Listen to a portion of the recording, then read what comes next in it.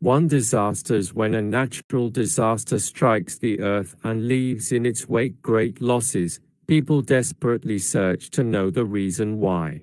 It is the natural working of the law of destruction. This law operates the renovation of forms and the evolution of beings. Because of their devastating force, disasters leave a strong effect on people. Seismic cataclysms and geological upheavals explode, producing earthquakes, tidal waves, and volcanic eruptions. They come to operate needed readjustments to various aspects of the planet in the Earth's transition from an expiation world to a world of regeneration. Strong events like these are intended to call on watchful people to the need of deep thinking and submission to the divine will. The result is moral transformation and the stimulation to a higher spiritual attainment. Seen from a spiritual standpoint, such calamities have the function of a sanitary agent. They come to remove heavy psychic accumulations in the atmosphere that man continually expels and takes in, poisoning himself. There is no doubt about the affliction and damage they leave behind. The loss of lives, in large groups, and the marks left are difficult to erase from the minds and bodies of people.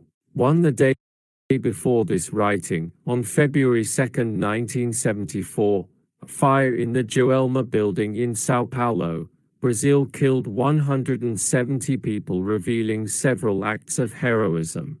A note by the spiritual author. Other calamities such as plagues, fires, or grave disasters are due to the backward moral and intellectual states of the planet's inhabitants. Their effect, however, is useful in that they constitute a challenge to be dealt with.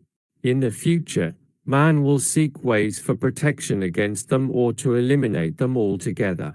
Endemic and epidemic disasters that used to sweep across the earth in the past, producing great losses, were common. However, today, thanks to the efforts and sacrifices of dedicated scientists, in this technical revolution, they are now a thing of the past.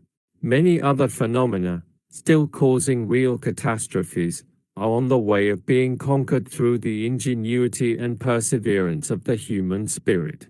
There are also disasters resulting from neglect of unwatchfulness. Irresponsible man uses such phenomena to punish himself by means of the suffering that follows sudden and violent deaths. On the surface, it looks as if such collective tragedies would be unnecessary, since they descend on both the good and the bad alike. One should, however, consider the just operation of divine laws whose purpose is to purify and liberate. They are laws no transgressors can deceive or evade. Many other collective transgressions, such as groups of gangsters, the authors of fearful mass murders, bands of vandals who unite to plunder and spread disorder, habitual aggressors who gather to kill and destroy, delirious pirates interested only in killing and pillage, mercenary, insensitive soldiers taking brutal advantage of innocent victims, those whose job is to set fires to homes and grain silos, savage mobs who destroy everything wherever they go, groups of torturers who abuse defenseless victims, hardened researchers and scientists and their continuous morbid experiments, sadistic and unjust legislators who take revenge of and crush the weak, arbitrary conquerors who subjugate honorable cities, butchering their inhabitants while feasting and reveling, minds that are linked together by the ties of hatred and jealousy that stir up many passions, all unite again in future lives after the grave in a process of collective readjustments. They have also collectively destroyed, ridiculed, robbed and have subdued those whom they saw as obstacles to their barbaric intentions. They must now become readjusted to the cosmic order of life and to serve as an example to others who are, nevertheless, touched on seeing the plight that befell them.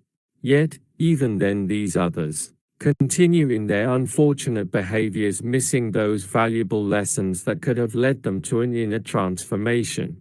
Further, there are the building constructors who become instruments of debts that must be paid, as well as careless machinists and vehicle conductors who are instrumental in big road tragedies. Also those who trade their honor knowing that their hands and minds take a part in the cause of certain calamities. Although unknown to human justice, they will not be able to avoid the divine consciousness etched in their souls. It will require of them to return to the same stage where they had transgressed and now become heroes by saving others at the cost of their own sacrifice and thus earning their peace. Catastrophes that shock some people and surprise others are only the manifestation of perfect justice.